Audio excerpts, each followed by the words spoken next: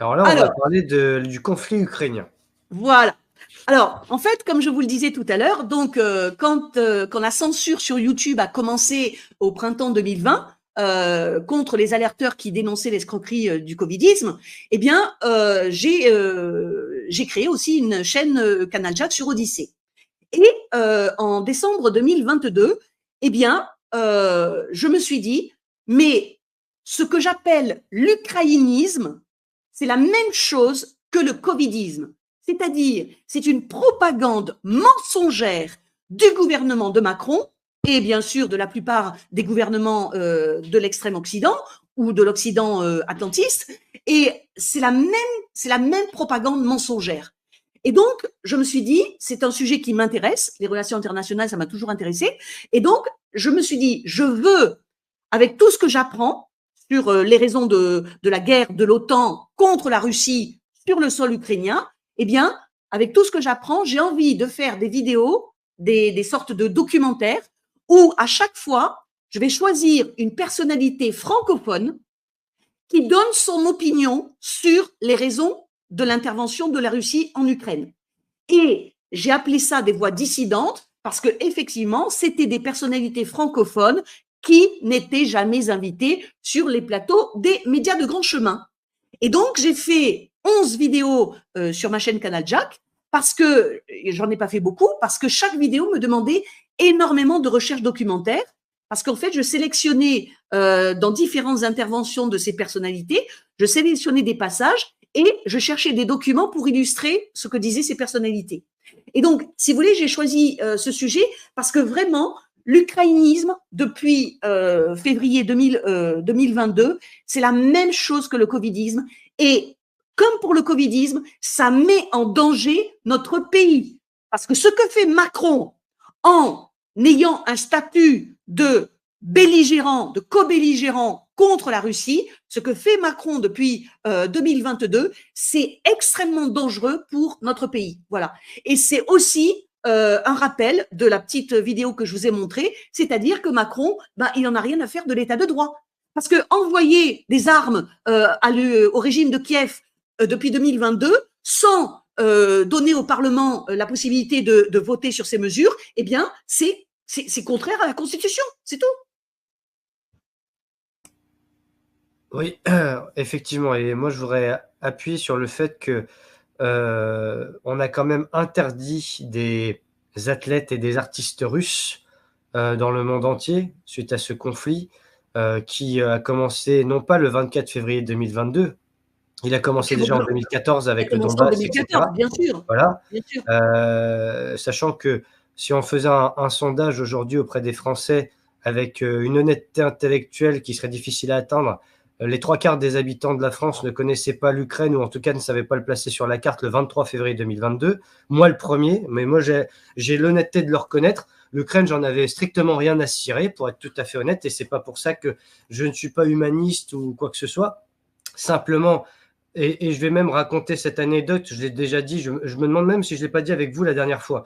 C'est que Allez-y. juste avant, j'étais en période de suspension à cause du Covid, à cause du pass vaccinal. Donc je peux vous dire que comme j'étais suspendu à mon travail, j'étais un paria et un anti-vax, comme ils disent.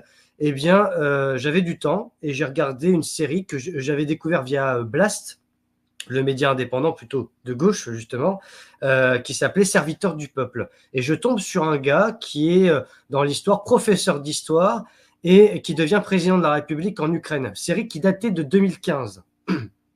Je la regarde sur YouTube avec le sous-titrage, etc. Et je me dis, tiens, comment il s'appelle cet acteur? Je regarde Volodymyr Zelensky. Et je me dis, tiens, moi j'aime bien quand je regarde des séries un peu longues, bah, savoir ce que font les acteurs dans la vie, qui ils sont.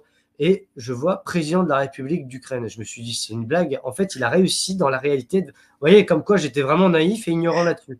Et je finis la série début février, même pas 15 jours avant le conflit. Et là, je vois 24 février 2022, la Russie attaquait à 5 heures du matin et tout ça. Et là, je vois, mais alors, une vague de russophobie comme jamais, j'allais dire, sans faire de comparatif scabreux, mais même les Juifs pendant la Seconde Guerre mondiale, je suis pas sûr que ça ait atteint ce degré, parce que là, les Russes étaient interdits aux États-Unis partout. Là, pour les Jeux Olympiques, ils ont été interdits. Finalement, c'est peut-être un service qu'on leur a rendu d'ailleurs, parce qu'à l'Eurovision, etc., en fait, tous les événements progressistes, wokistes, etc., ils ont été virés de tout. Et toute la propagande américaine s'est barrée, Nike, McDonald's, etc.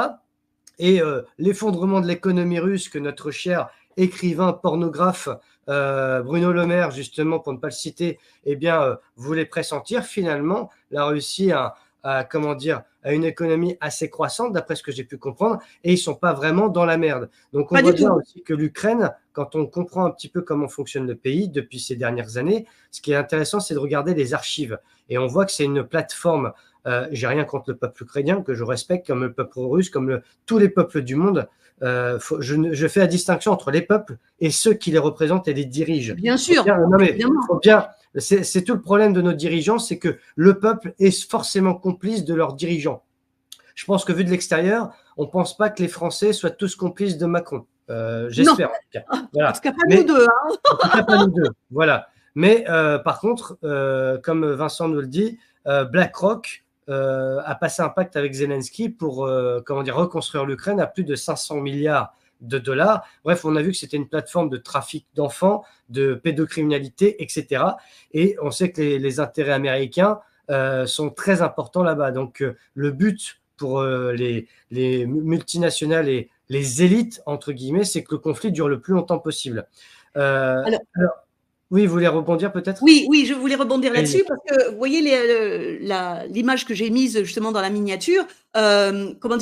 Il faut bien ce conflit. Donc, je répète, ce conflit, c'est la guerre de l'OTAN.